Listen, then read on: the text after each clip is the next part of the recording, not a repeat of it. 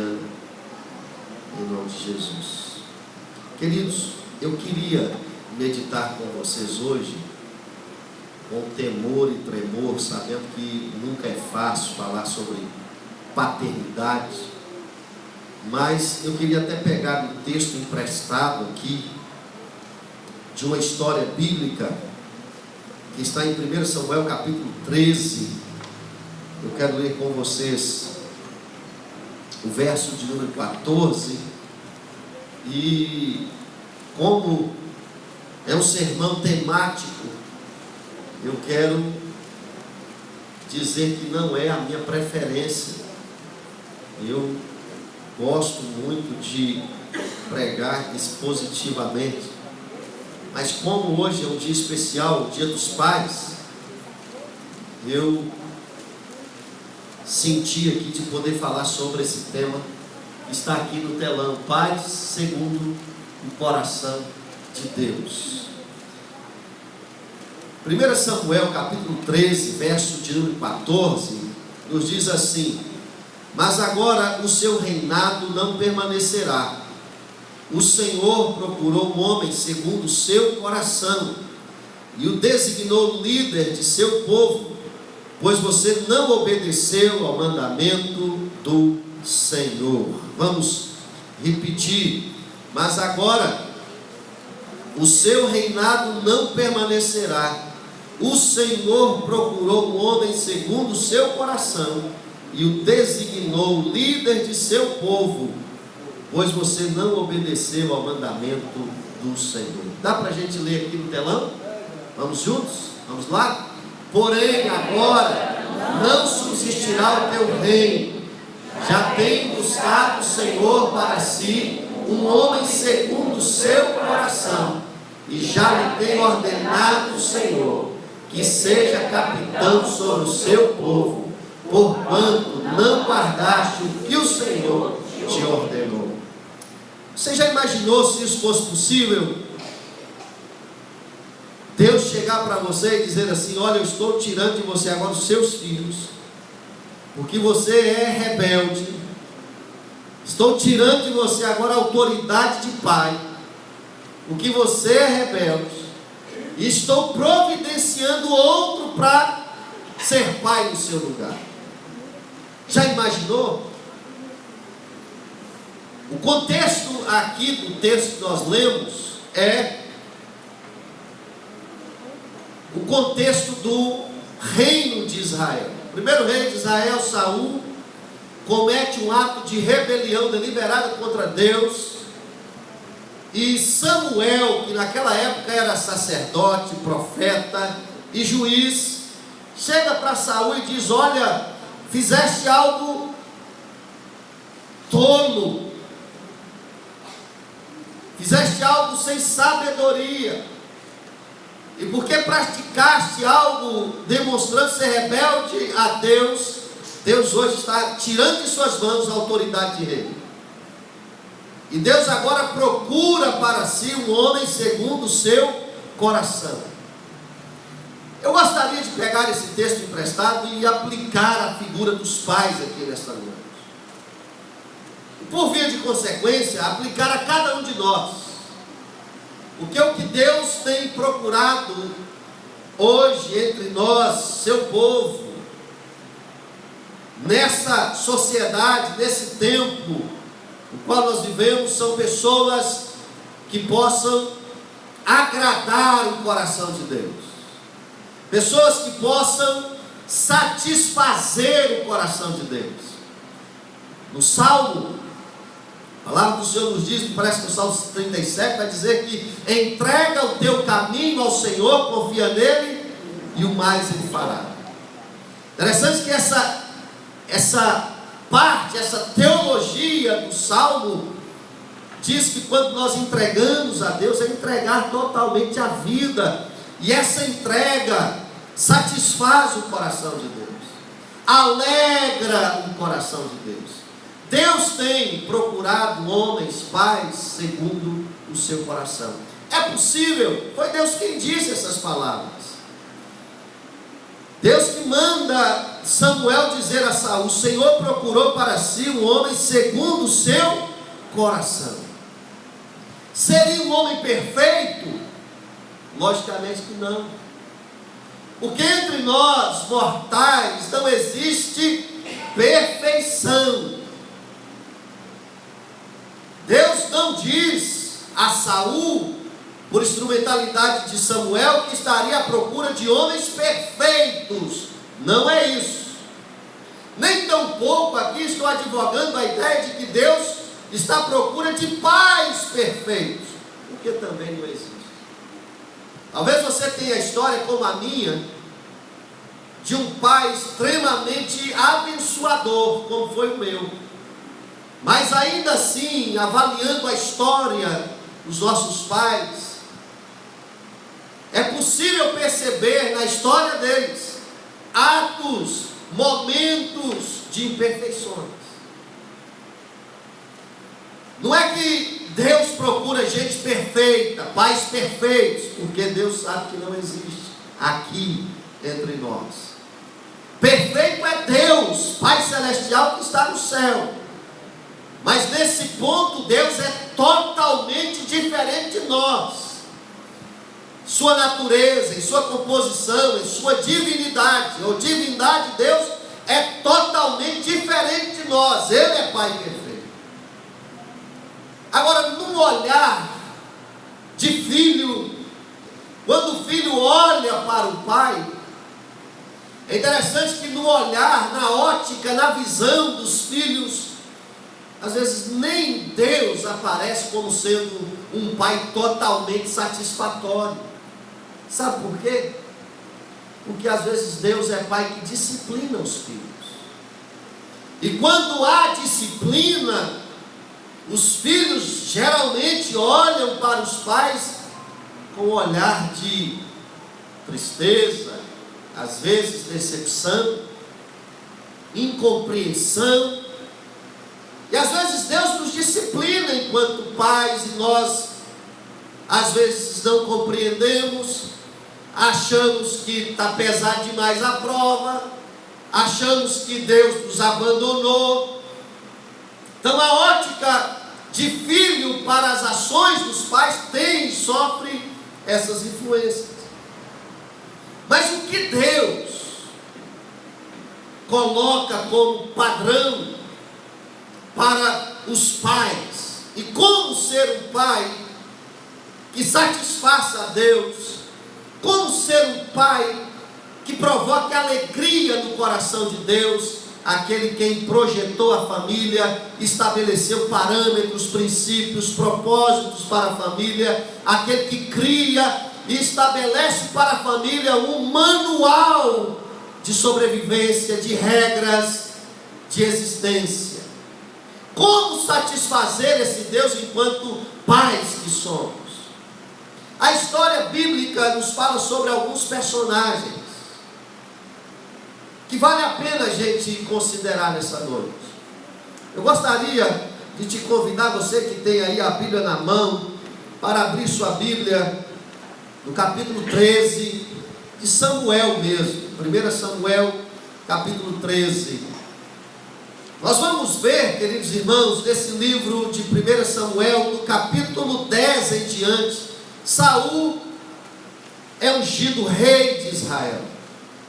Embora Saul seja rei de Israel, Saul como pai foi também, como muitos de nós às vezes somos, imperfeito. Às vezes a minha vida e a sua vida pode representar um sucesso fora de casa, pode representar um sucesso profissional. Às vezes a nossa vida pode transparecer diante dos olhos das outras pessoas como sendo uma vida tranquila, mas dentro de casa nós e Deus sabemos os dramas que vivemos. Não é verdade? Assim era o rei de Israel. Ele tinha lá suas pelejas e muitas delas ele saiu vencedor. Saul estava acostumado às vitórias nas guerras. Mas é interessante que enquanto família, nós vamos ver a família de Saul também sofrer com as decepções de uma paternidade defeituosa. O capítulo 13, verso 8 ao 13, nos conta que Saul, certa vez, enfrentando um exército estrangeiro, enfrentando o exército inimigo, ele chega a fazer uma convocação para que o povo estivesse agora preparado para a peleja, e assim nos diz a palavra de Deus. Ele esperou 7 dias o prazo estabelecido para Samuel chegar a Gilgal, e os soldados de Samuel começaram a se dispersar, e os soldados de Saul começaram a dispersar, e ele ordenou: tragam-me holocausto e os sacrifícios de comunhão. Saul então ofereceu o holocausto. Quando terminou de oferecer, Samuel chegou e Saul foi saudá-lo. Verso 11. Perguntou-lhe Samuel: o que você fez? Saul respondeu: quando vi os soldados estavam se dispersando e que não tinham chegado no prazo estabelecido, e que os filisteus estavam reunidos em Micmas, pensei: agora os filisteus me atacarão em Gilgal, e eu não busquei o Senhor, por isso senti-me obrigado a oferecer o holocausto. Disse Samuel: você agiu como tolo, desobedecendo ao mandamento que o Senhor, o seu Deus, lhe deu. Se você tivesse obedecido, ele teria estabelecido para sempre o seu reinado sobre Israel. Aqui nós vemos, queridos irmãos, Saul enquanto rei, enquanto pai, enquanto líder de uma nação, dando um péssimo exemplo. A vida espiritual de Saul era uma vida meio que conturbada. Oferecer sacrifício em Israel, o holocausto em Israel, era função de um sacerdote, não de um rei.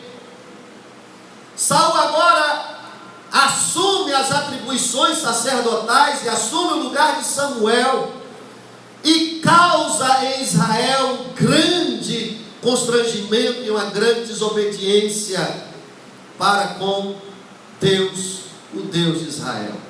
Logo à frente desse texto, no capítulo 14, verso 18, a gente vê no capítulo 13, Saul fazendo um sacrifício, tentando demonstrar, Daiane, uma prioridade na adoração a Deus.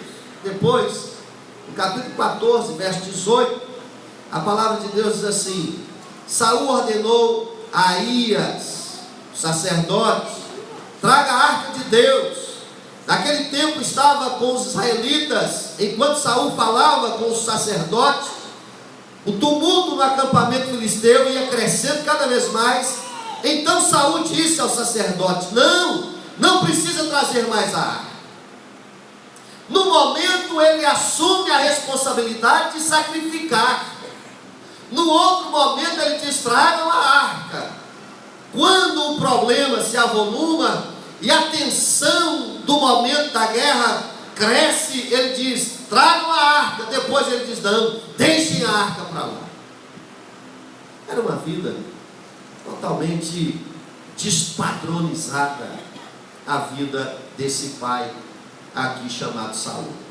E a gente começa então a ver o reflexo na família de Saul. Uma vida espiritual conturbada, uma vida espiritual desregrada, sem princípios, uma vida espiritual de altos e baixos, momentos de altos e baixos, de força e fraqueza.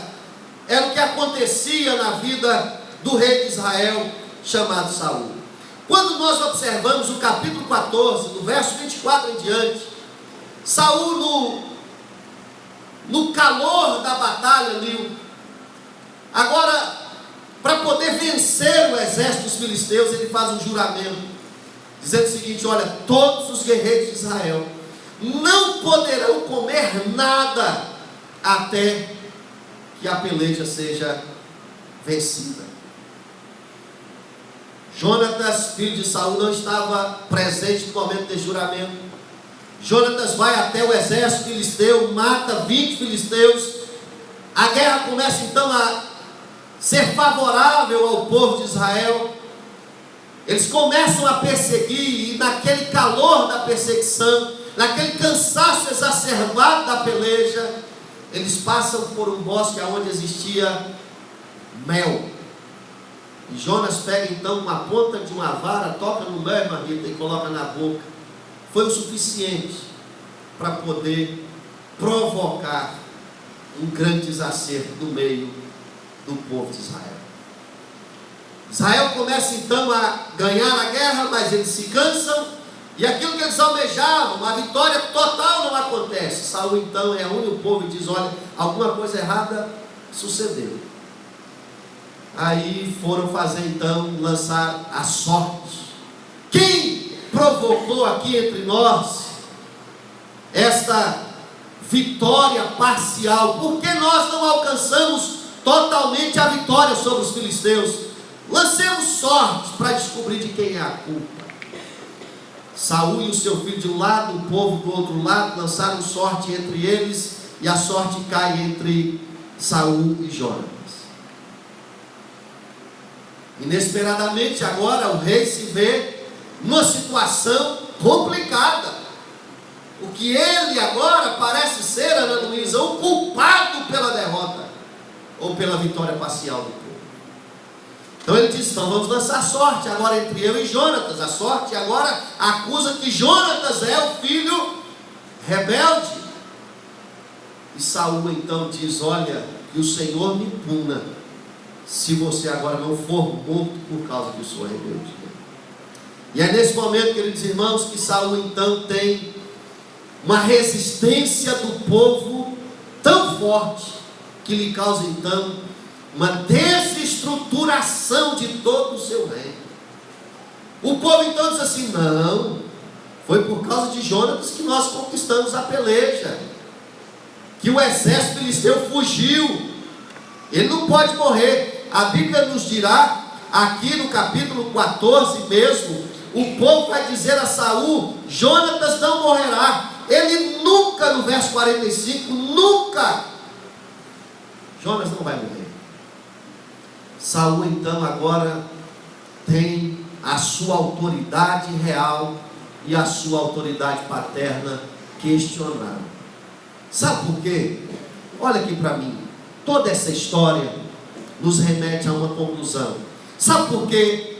Saul está sofrendo agora com as consequências de suas decisões desacertadas, do seu desequilíbrio espiritual, do seu desequilíbrio de um relacionamento para com Deus, porque Saul decidiu criar a sua família, estabelecer o seu reino, estar à frente dos seus liderados com base no legalismo.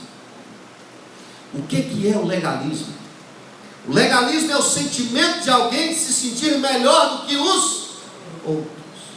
É o sentimento de alguém que sempre tem o dedo em riste para apontar os outros, mas nunca se acha na condição de imperfeito, de pecadores como todos os outros. Existem pais assim. E eu imagino quanto é terrível conviver com pessoas que se sentem perfeitas, que se sentem acima do bem e do mal, a ponto de tomar decisões equivocadas, viver com prazer, no desequilíbrio espiritual, no relacionamento de altos e baixos com Deus. É uma pessoa que não anda por caminhos planos, é uma pessoa que está sempre caminhando por caminhos tortuosos. Assim era Saul, um pai e um rei legalista. Segundo exemplo que nós temos na Bíblia, se existem os pais que são legalistas, por outro lado existem os pais que são liberais demais. Aí a família começa a ser edificada sobre dois pesos, ou melhor, dois extremos que desequilibram desequilibram a vida de qualquer ser humano. Se por um lado existe o liberalismo, do outro existe o legalismo, e os dois são tão nocivos para a edificação de uma família saudável. Nós temos do outro lado o exemplo de Eli, o sacerdote, pai liberal. Acompanhe comigo em 1 Samuel capítulo 2, verso de número 29. 1 Samuel capítulo 2, verso 29. A palavra do Senhor nos diz assim: 1 Samuel capítulo 2, verso 29, falando sobre Eli e os seus filhos. A palavra do Senhor nos diz: porque vocês zombam de meu sacrifício e da oferta que determinei para a minha habitação? Porque você honra seus filhos mais do que a mim, deixando-os engordar com as melhores partes de todas as ofertas feitas por Israel, meu povo? Por que você honra os seus filhos mais do que a mim? Era a mesma coisa de Deus estar dizendo para esse pai: por que você deixa o seu filho fazer tudo o que eles querem fazer? Se de um lado existe um pai extremamente legalista, desequilibrado nas suas ações, na sua vida espiritual, nas suas decisões, por outro lado existe um pai aqui, sacerdote Eli, que permite os filhos fazerem tudo o que quer, inclusive dentro da igreja, na sua adoração para com Deus. A Bíblia descreve, amados irmãos, os filhos de Eli como sendo filhos de Belial. Quando a Bíblia diz a respeito de alguém ser alguém filho de Belial, é o pior título que a Bíblia atribui a uma pessoa. Porque ser filho de Belial, Daniel, significa ser filho do próprio demônio.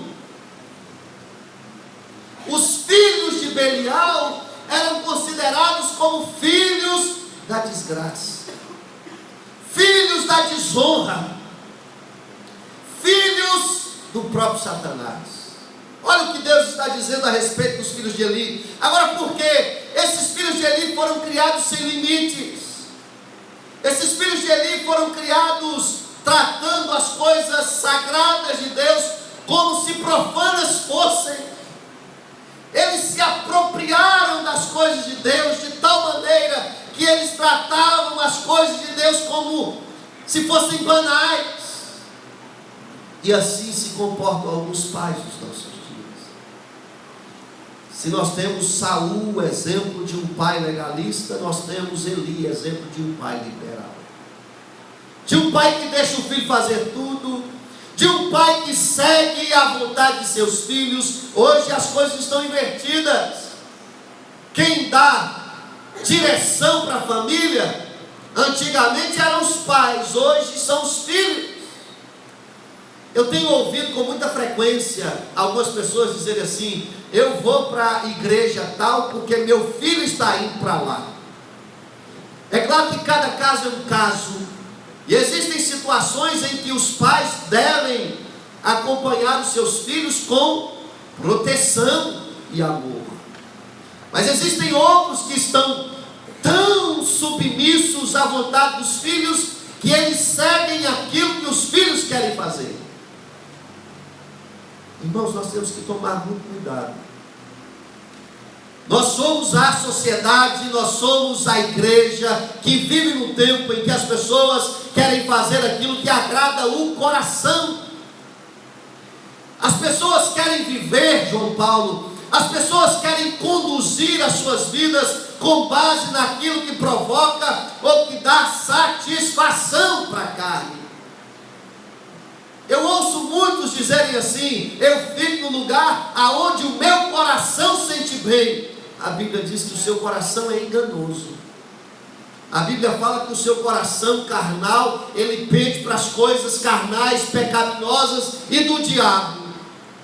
Se nós somos pais, família, filhos, irmãos, mães, crentes que seguem o coração, nós precisamos voltar à consciência de que quem segue o coração desobedece a Deus, não segue a sua palavra.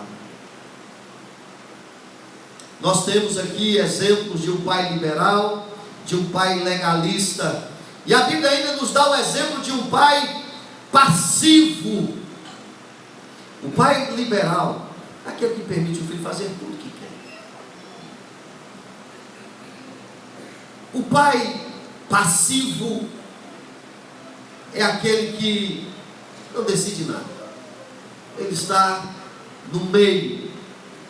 Ele é um ponto neutro entre o liberalismo e o legalismo. O liberal permite, fala, não, pode ir, você quer namorar? Namora. Você quer ir para um motel com seu namorado? Não tem problema não. É melhor você, ao invés de ir para o motel, fica aqui em casa. Gente, o diabo tem colocado isso na cabeça do povo da igreja. E é por isso que muitos têm perdido famílias estando dentro da igreja, como perdeu Saul, como perdeu Eli. Nós não estamos falando de gente aqui que está fora do nosso contexto de adoração e de convivência cristã. Estamos falando de dois personagens, os quais a Bíblia diz que eles tinham conhecimento de Deus, como nós. O pai passivo nós temos na figura de Davi.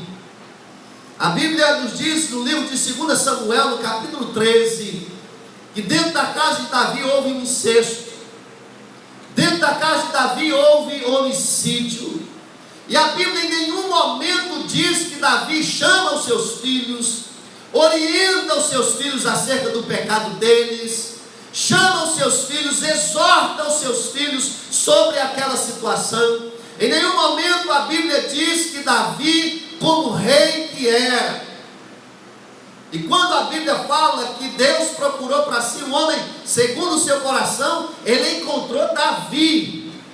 Mas Davi, enquanto pai, também foi uma decepção. Ele era passivo demais. Ele não se posicionava. Queridos irmãos, está acontecendo dentro da casa de Davi, aqui um irmão violentando a irmã, Absalão provocando um plano para tirar a vida de Amnon, que era seu meio-irmão, e dentro da casa de Davi acontece um homicídio qualificado. E não ficou só em um, ocorreram outros. Em nenhum momento da Bíblia a gente vê Davi chamando os filhos e corrigindo, e confrontando, e falando, e orando, e repreendendo. Davi era um bom rei. Davi foi um bom comandante, mas um péssimo pai. Um autor cristão, um tempo atrás, escreveu um livro chamado O Drama de Absalão. E Absalão passou o drama de que o pai, que ao invés de chamar o filho, corrigir o filho, exortar o filho e amar o filho, ficou 2 anos sem se relacionar com o filho, expulsou o filho para uma terra distante e disse: fique por aí, porque se você aparecer aqui, você será punido com a severidade da lei. Mas não se relaciona com ele, não ouve o que ele quer dizer, não ouve a dor, a murmuração do seu coração. Um pai que não estava disposto a ter um momento para ouvir os dramas da alma de seu filho. Um pai que estava ocupado demais para se envolver com a vida de sua família. E muitos estão assim hoje. Muitos pais se preocupam em construir palácios para os seus filhos e perdem a família, e não vivem em palácios, porque o que deveria ser prioridade não foi. Deus nos chama a atenção hoje, para que nós equilibremos a nossa paternidade.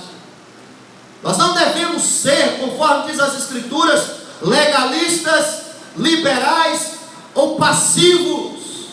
Mas a Bíblia nos trata, nos fala sobre alguns pais que foram discipuladores. E eu vejo nesses pais a figura que se aproxima mais ao tema: pais conforme o coração de Deus. Por exemplo, eles não foram perfeitos, mas vejamos Noé, no capítulo 7 e 9 do livro de Gênesis. A Bíblia diz que Deus falou a Noé: olha, virá um dilúvio para destruir a terra. E Deus falou a Noé: Noé, você e sua família. Se fosse Eli, os filhos de Eli ficariam de fora da arca. Se fosse Saul, se fosse Davi, certamente Absalão, Amnon também ficariam de fora da arca. Mas Noé foi um filho que trouxe um pai que trouxe os seus filhos para trabalhar junto com ele no propósito que Deus tinha para a humanidade. Era mais ou menos assim, queridos irmãos. Noé está indo para a igreja, Zenaide. Os filhos vão juntos. Noé está construindo a arca. Os filhos constroem com ele. Ah, mas Jefté tem profissão, ele vai fazer outra coisa na vida dele. Não. Aqui, no projeto de Deus, toda a família está reunida num só propósito. Pais discipuladores, pais que seguem e os seus filhos vêm junto, pais que obedecem a Deus para cumprir aquilo que parece ser improvável, construir uma arca naquele tempo, naqueles moldes, conforme estava dizendo a palavra de Deus para Noé fazer, era algo fora do normal. Imagine o quanto os amigos dos filhos de Noé criticavam aqueles jovens, aqueles meninos. Eles estão doidos. Esse pai maluco inventou de construir uma arca e vocês estão lá apostando nisso com ele. Irmãos, pais discipuladores trazem os seus filhos para obedecer com fé aquilo que Deus determinou. Amém. Nós temos também Jó. A Bíblia fala sobre Jó no capítulo 1, verso 5. Abra comigo lá e aqui em Jó nós terminamos, para nós orarmos ao Senhor. Jó, capítulo 1, verso de número 5. Vamos ver o que a palavra de Deus declara a respeito desse pai. E aproximou, que gerou alegria e satisfação no coração de Deus. Jó, capítulo 1, verso 5, diz assim: terminando o período de banquetes, Jó mandava chamar os seus filhos e fazia com que se purificassem. De madrugada ele oferecia um holocausto em favor de cada um deles, pois pensava: talvez os meus filhos tenham lá no íntimo pecado e amaldiçoado a Deus. Essa era a prática constante de Jó. Queridos, pais que alegram o coração de Deus, segundo o coração de Deus, fazem isso que Jó fazia. Constantemente. Jó fazia o seguinte: olha, vem cá, vamos falar com Deus a respeito dos nossos pecados. Vamos clamar a Deus para que Deus nos purifique. Vamos lembrar que a nossa natureza tem tendência às coisas pecaminosas. E Jó estava dizendo: talvez vocês até têm uma conduta ilibada, talvez vocês conduzem a vida diante dos olhos das pessoas de maneira até a receber elogios dos outros, mas pode ser, e eu tenho certeza, que no íntimo vocês pecaram contra Deus, e nós precisamos matar o pecado na raiz. Queridos irmãos, o pecado começa a tomar conta do coração da criança desde cedo, e o pai precisa detectar e cortar o mal pela raiz. Reunamos nossa família, vamos discutir algo importante para nós. Não é sobre o seu futuro profissional, não é sobre o seu casamento. Vamos discutir algo depois das festas que praticamos. Não é sobre a quebra de relacionamento. Vamos discutir algo, vamos falar sobre o pecado. Era isso que Jó fazia com seus filhos constantemente. Vamos nos purificar. Vamos ser uma família que agrada a Deus. Vamos ser uma família que crê na redenção. Vamos ser uma família que crê no Deus que perdoa e purifica. Vamos ser rejeita e trata seriamente com o pecado, porque essas coisas destroem a vida do pai, da mãe e dos filhos, destrói a família. Depois, queridos irmãos, a gente percebe que Jó tratava com eles sobre a purificação. Jó orava por eles constantemente. Quem tem aqui o hábito de orar constantemente pelos filhos? De ir lá na cama, às vezes deitado, e colocar as mãos e orar e abençoar. De caminhar dentro de casa e declarar palavras de bênção, de vida sobre a família e sobre os filhos. Quem aqui tem esse hábito? A maioria é mulher. Cadê os homens, os pais? 1, 2, 3, 4, 5. Aí diminui o número. Estou dizendo a respeito de Jó. Jó era pai. Pai deve preocupar com o destino espiritual da vida do seu filho. Pai deve preocupar, não é de construir a vida financeira, profissional, a vida futura dos filhos, acadêmica, não. Os pais devem procurar em construir em primeiro lugar, com prioridade absoluta, a vida espiritual dos seus filhos. Assim estava Jó. Constantemente, diz a palavra de Deus. Você pode ser um pai legalista, um pai liberal, um pai passivo, mas eu estou crendo pelas escrituras que Deus quer te fazer um pai discipulador, um pai que pisa e o filho pisa junto, um pai que crê e o filho crê junto, um pai que pode seguir o exemplo de Abraão. Abra comigo, aqui está a nossa conclusão. Abraão, capítulo 26 de Gênesis, verso de número 24. A palavra do Senhor nos diz assim, capítulo 26 de Gênesis, verso de número 24. A palavra diz assim, Gênesis 26, 24. Naquela noite, o Senhor apareceu a Abraão, a Isaque, e disse: eu sou Deus de seu pai Abraão. Não tema, porque eu estou com você. Eu o abençoarei e multiplicarei os seus descendentes, por amor ao meu servo Abraão, seu pai.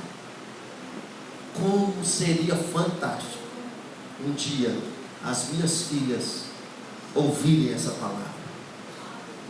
Como seria extraordinário seus filhos um dia ouvirem essas palavras. Olha, eu vou te abençoar, eu vou multiplicar a sua descendência, eu vou te fazer próspero. Sabe por quê? Por amor do seu pai, porque ele foi fiel, porque ele seguiu os mandamentos, porque ele não desobedeceu, porque ele foi um pai segundo o coração de Deus. Vamos orar? Feche os seus olhos. Essa noite nós vamos orar